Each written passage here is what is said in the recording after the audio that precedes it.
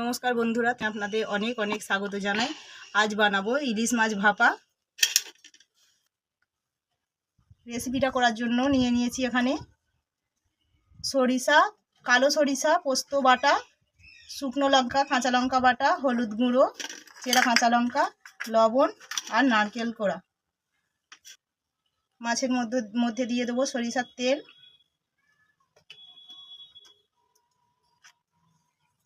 সব মশলা বাটা, হলুদ গুঁড়ো,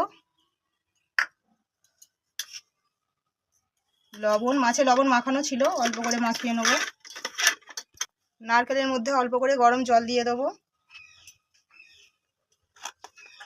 এটা ভিজতে থাক, এটা মাখিয়ে নিই ভালো করে।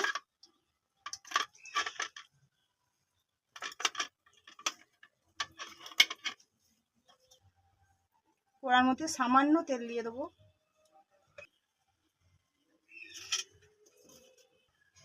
পাঁচ ফোড়ন,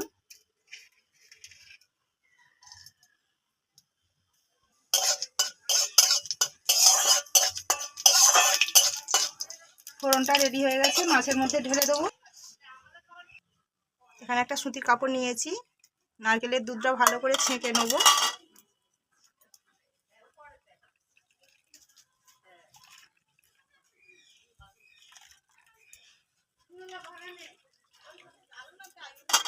নারকেলের দুধটা মাছের মধ্যে দিয়ে দেবো।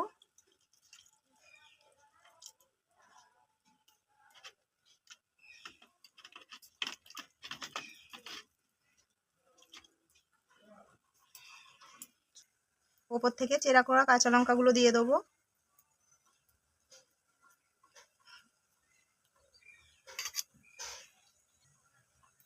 ঢাকনাটা এঁটে দেবো। কৌটোর ওপরে নোড়াটা চাপিয়ে দেবো। 15 মিনিট পর দেখে নেব।